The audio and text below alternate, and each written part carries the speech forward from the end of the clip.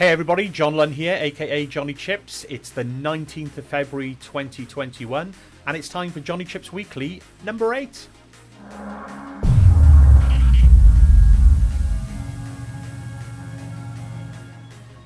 So hi again everybody, thanks for tuning in again. It's a Friday, it's lunchtime in the UK here, and it's, the end of the week. The weekend is nigh. So I hope you've all had a fantastic week in work, and if it's anything like mine, it's been a busy one again this week. Lots going on, lots in the community, lots with the Welsh Azure user group going on. It's all great stuff, fantastic stuff. And I've been engaging again with the community over the last week in some great conversation over Twitter and LinkedIn. So yeah, thanks for tuning in again, guys, for watching these series of videos that I'm putting together. Like I say, it's all a work in progress. It's a learning curve for me doing this kind of thing. Every week I'm trying to slightly tweak the format, trying to try out new and different things, just to really learn how to put these kinds of videos together and really learn what works and what doesn't. So I've kept with the same 4 standard kind of high-level areas. So we've got a little section around Microsoft Azure Updates. We'll look at the Welsh Azure user group, which is the user group I'm heavily involved with organising with a bunch of guys and gals in and around South Wales. I do a little section on the community call out, so things that I've spotted across the community over the last week, just to kind of raise the profile and call out the things that I've been looking at. And then just to focus on something kind of related but not. So I call that little section Jonnychipz on the side. Just you can see the kind of bits and pieces that I've been getting up to in the last week. So without further ado, let's jump over to my desktop and we'll have a quick scan through the Azure Updates page. So again, I'm not going to dwell too much on this page this week because there's been another bumper week of updates. There's been another 25 Azure Updates released this week, which is obviously fantastic to see. But clearly there's a lot to take in, there's a lot to digest. So really the way that I tend to use these updates is have a skim read through them and then kind of hone in on the things that I think are related to either things I'm looking at or projects that I'm working on with my customers. But yeah, if we just have a quick skim read through, you can see things like Azure Sphere OS.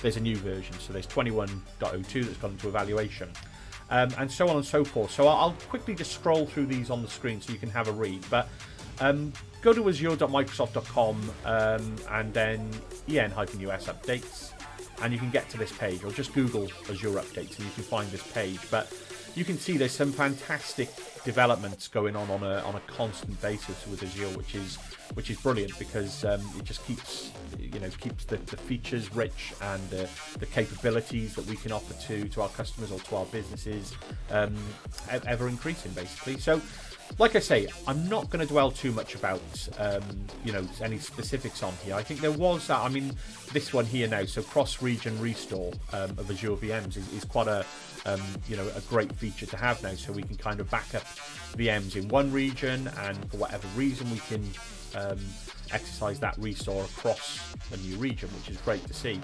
I'll quickly scan through to the end. I'm not sure if there were any other things that kind of stood out to me from this week's list, but okay, new versions of IoT Edge, and I think we've got a few on page 2. So I'm going back to just after the 12th of February. So there's some modifications to the Azure Key Vault for RBAC plane authorization. Ah, yes, absolutely. So Azure Firewall Premium is another big one actually that's gone into public preview this week. So it's added, it's basically added that sort of next generation feature set onto the Azure Firewall. So the Azure Firewall was a fantastic product in its own right, but Microsoft have released this in preview premium SKU that basically adds additional feature sets for additional scanning and monitoring. Again, I need to read a bit more detail on that, but I know there's been some fantastic blog articles released and videos already in the community, so that's pretty cool. And then, yeah, there we go. So standard load balancer and IP address metadata now available through the Azure Instance Metadata Service. So I'm going to leave it there for the Azure updates for this week. Like I say, there's generally quite a lot to take in. It just seems that the product teams over in Azure are absolutely killing it at the moment, because there's clearly a lot of updates coming out, which is fantastic to see.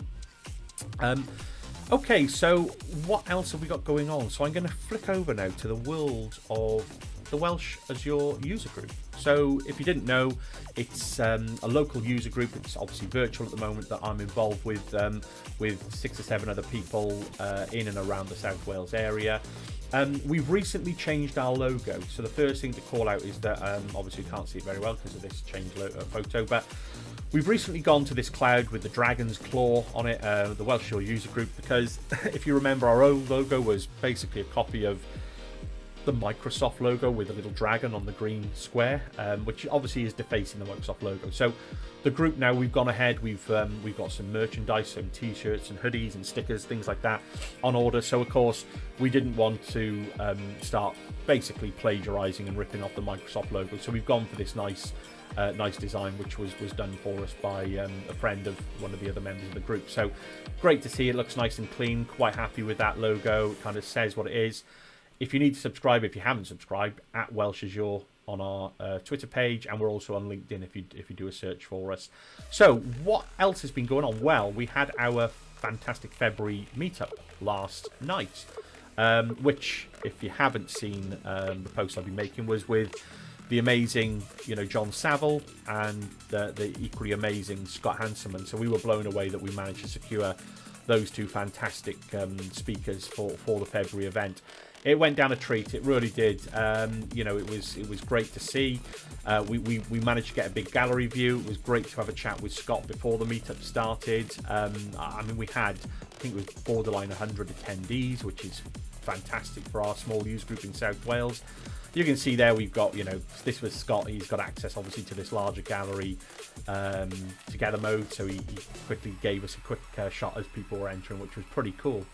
It absolutely went down brilliantly well last night. All the details are up on our user group. I've got this GitHub repo, so if you want to watch that replay back, you can either go to the Jonnychipz/WOW-meetup, and you can see we've got all of our meetups since September in there. You can click on these and you'll get links to slide decks and the recorded session, which is on YouTube. So if I go there, you'll see average it'll take us through that. You can kind of scan through at your leisure. But yeah, that was a fantastic event last night. Really pleased with how it went down, and thanks to everybody for attending and joining in. We had a little bit of fun. I mean, the first thing to call out is that as a team, we thought we'd release a little video, which was a little bit of an about us video. So if I just show you this for 2 seconds, if I play that, this is just giving our Welsh Azure user group team an introduction, basically.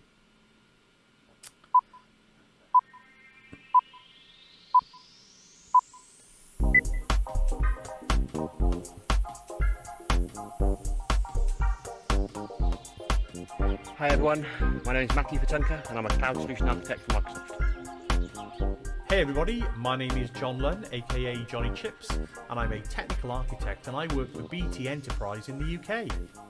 My name is Ahmed Lajam and I'm a Cloud Solution Architect at Microsoft. Hi, I'm Anna McNally. I'm a Cloud Solution Architect at Microsoft. Hi, my name is George Wachira. I work for the Intellectual Property Office as a Senior Engineer for the Ed User Services. I'm Richard Griffiths and I'm the Cloud Solutions Architect at Confused.com. Hi, I'm Abul Kaya. I work as a Technical Payment Specialist for ClearBank.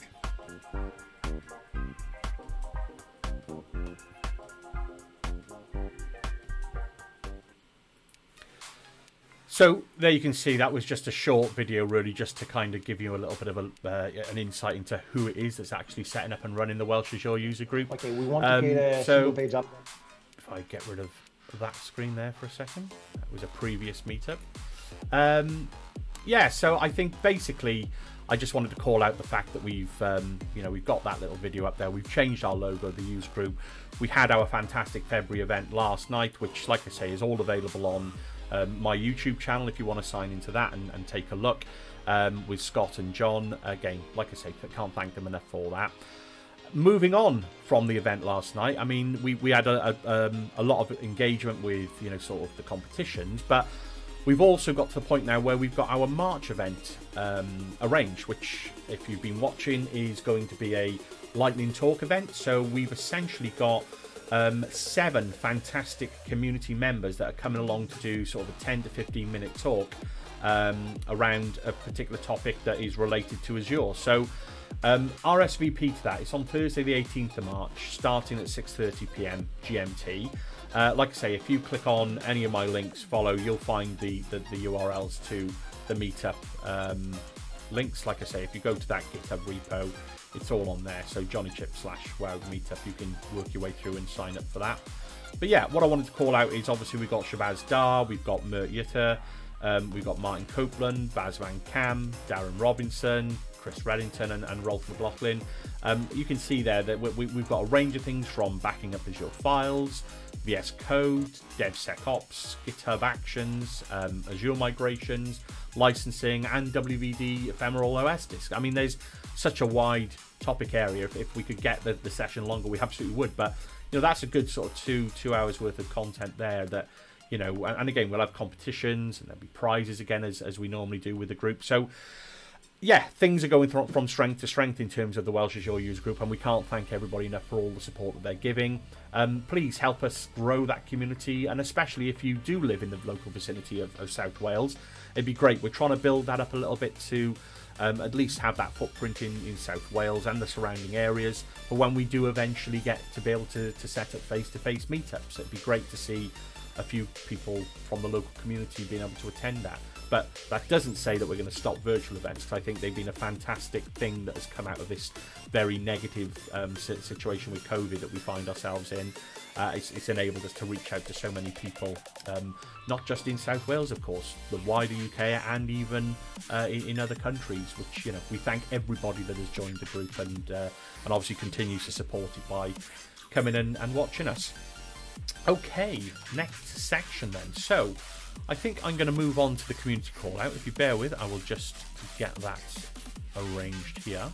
We'll just jump straight on in because there's been a number of community call outs that I wanted to sort of talk about this week. But first, it is Friday. It's the day that we have the new carnation of Jonnychipz in conversation with.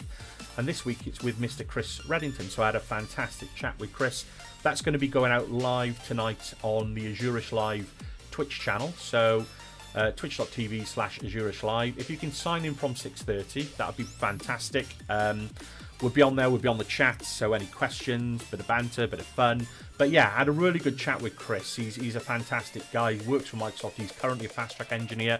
He's moving into the world of the cloud solutions architecture team. So really interesting and great insights Chris has got on the industry and his particular role where he's been working over the last few years. So if you can, sign in, watch that. Like I say, if you can't make the time, it'll be available on YouTube to watch that back at a later date. But yeah, please tune into that. And thanks again to Chris for having a chat with me. That was great and most appreciated. Next, so after Chris, I've already started looking at the next few episodes of In Conversation with the fantastic Anay. Had a chat with her a few days ago now. I just wanted to call her out again. I've called her out before on my my Jonnychipz Weekly, but can't stress enough the fantastic work that Anay is currently doing in the world of Kubernetes and containers. She's looking at infrastructure as code. Check her out. Follow her on Twitter. Give her a call out. Follow her YouTube channel. She's got some superb learning videos on Kubernetes. If you're like me, starting off as a relative newbie to that technology, you know, follow Anay. She's got some fantastic content out there. There would be no community call out complete unless I mentioned Pete Gallagher and Cliff as well. Pete and Cliff, I've been, you know, hi guys, we've been chatting on Twitter over the last few months now. I mean, Cliff more recently for me, but as I mentioned before, Cliff and Pete have set up a new channel on the Azurish Live channel, sorry, a new show. It's called IoT. I know people like me doing the little thinky up sort of T thing. yeah, I mean, I watched this episode yesterday. It was around LoRaWAN. They had Benjamin Carbe from Microsoft. He's over in France looking at these devices, these sensors, these humidity sensors, temperature sensors, and getting them hooked up using radio waves, essentially. It was a great and really interesting thing to look at. Now, it might seem a little bit out there, but from an IoT perspective and how we can bring all of this information that may be in these devices around us and bring that and push all that knowledge and information, or data I should say, through something like Azure is brilliant, you know. So for me, it's a brilliant series to watch, and you know, I highly recommend it to anybody that's looking to get into IoT, and especially Pete and Cliff, what they're doing at the moment in terms of IoT. Not to say that Benjamin isn't doing it, but I'm relatively new to Benjamin's content. It comes across as absolutely fantastic, so there's definitely more I want to watch that Benjamin is putting out. But yeah, there's 24 hours in a day is what I'm finding quite rapidly, and it's slowly running out. But yeah, just wanted to call those guys out again because it's great content. Right, next one, I wanted to call out Thomas Thornton. So Thomas, I've been keeping an eye on Thomas's blogs over the last, well, probably 8-9 months now. He's been putting some absolutely fantastic content out into the community around the DevOps, around infrastructure as code, and Azure DevOps and pipelines and things like that. And I mean, he's got a blog. If you want to look at that, it's thomasthornton.cloud. Apologies, I didn't fix the fact you can't see the URL, but it's thomasthornton.cloud. And if you look at some of these blogs, they're such intricate, really great level of information. I've definitely used a few of these blogs over the last few months to widen them and you know, give my own knowledge a little bit more of a breadth.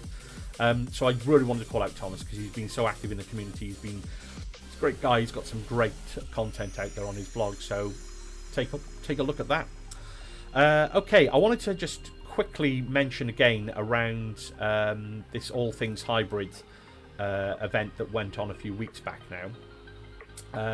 So Rick Claus is obviously tweeting out quite regularly about the videos, and again, I'm slowly working my way through some of these videos, but all I can say is really, if you're looking at any hybrid technologies, there's the YouTube channel. So the IT Ops Talk YouTube channel, they've got a few playlists on there. So this IT Ops Talk All Things Hybrid event that was a few weeks back now, I would just encourage you, if you're looking for anything from a hybrid perspective, which, look, let's face it, that's the way that we seem to be going with a lot of our businesses and customers at the moment.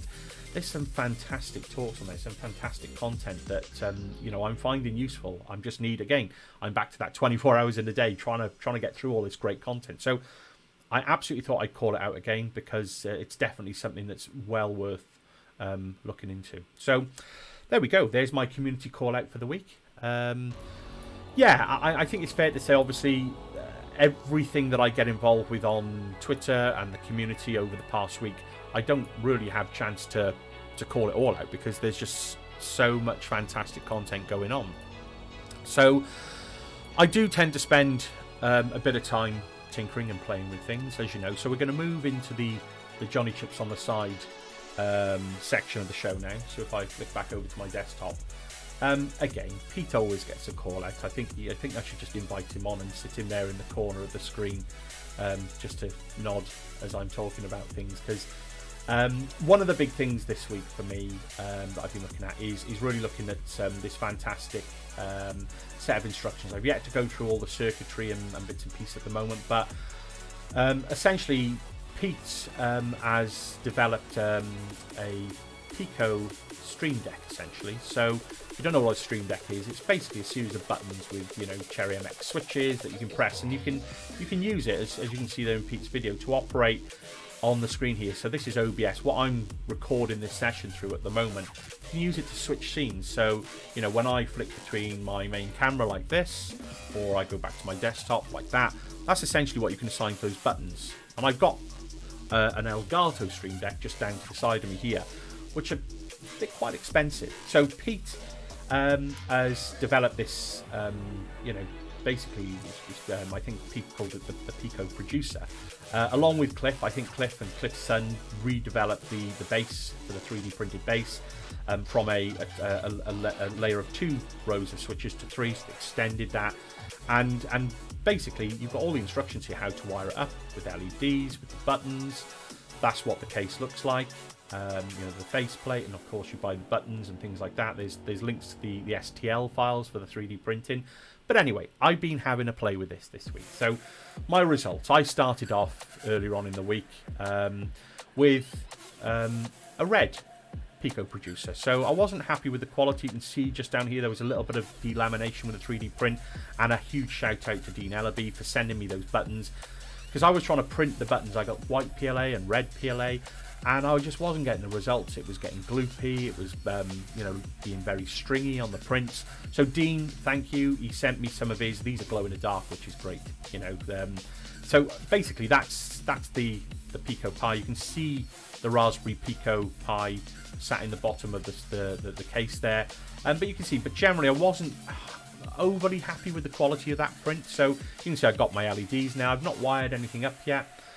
So when I was having a chat with Pete and Cliff on Twitter, they were telling me, well, look, you know, do you store your PLA in a Ziploc bag with some silica gel sachets in it to get rid of moisture? And I thought, yeah, that's a good point, because my PLA, when I'm not using it, it's kind of sat on a shelf open to the elements. So I just jumped on Amazon, bought these 2-gallon bags, bought some more printer filament. I thought I'd have another crack, so I started printing straight away. I bought some copper coloured filament, and you can see straight away the quality. There was a little blip by there, but I don't know, there must have been something on the bed, maybe, I'm not sure, but the quality straight away was great. And this is on low quality print, you know, and the results I was getting straight away was fantastic. So without further ado, I decided to print. So this is the Stream Deck. So this is, you know, a series of buttons that you can program to do anything with your computer. And this is the Pico Producer version, printed off in copper. And I joked, it said it looked like a chocolate bar. So you can see I got all my LEDs, I've got my Pico Pi there sat in the bottom.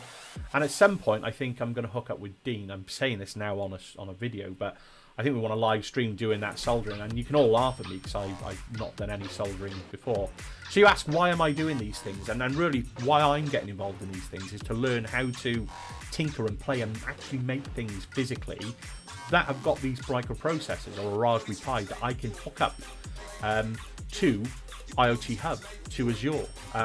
Get some metrics and some information flowing through that. But I believe in kind of starting from that ground of making these kinds of devices. I mean, not necessarily with the Pico Producer. This is a bit of fun, really, just to kind of help me relearn those skills of soldering and wiring and putting components together, which, you know, it sounds like a lot, but I'm finding it really good fun at the moment. So yeah, the other thing that I've been up to this week, so in the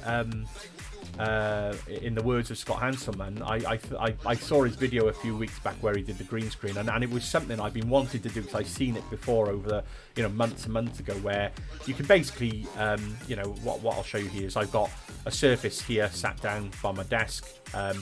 There's my monitor that I'm talking to through now, this camera, and I've overlaid basically the Microsoft whiteboard onto my screen and just filtered out, chroma keyed out the green colour essentially, so that it sits as an overlay on my screen.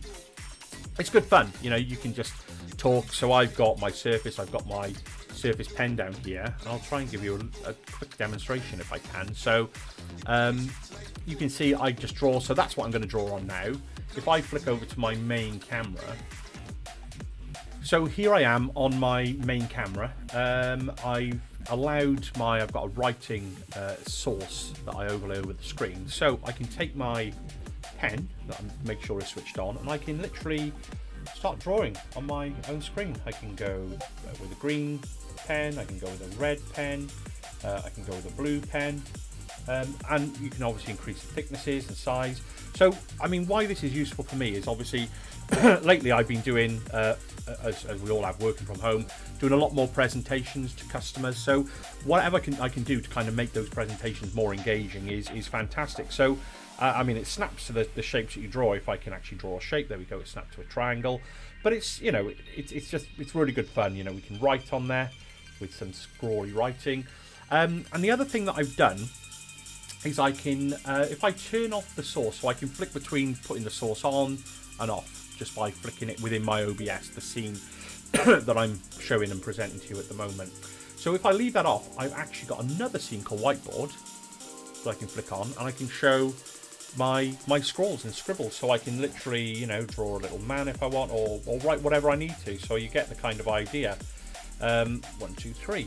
So it's a bit of fun. I mean, for me, being able to present, I know they've got whiteboards built into Teams and all of that good stuff, but for me, it's just about being able to control the source from my camera, the main camera that I'm on in the bottom corner of the screen now. I can flick back to my main camera. I can, you know, turn that on to overlay that image on my camera, you know, and I can flick between other cameras and do whatever I need to do. So for me, you know, it was just a case of, you know, I've got this surface now sat in front of me. I can write on it with a pen, and it can come up, and I can use that and be in broadcast in whatever way that I like. You know, like I say, I've opted to kind of create this whiteboard scene, but this could literally be any kind of scene that you wanted it to be, and anything you need. So you can see I can, you know, clear the canvas. This is just Microsoft Whiteboard essentially being projected and cropping out the edges so you don't see my taskbar at the bottom of my surface, and of course the headers of the whiteboard. So if I draw, you can see that it stops there, but I'm still drawing on my iPad. I've probably got about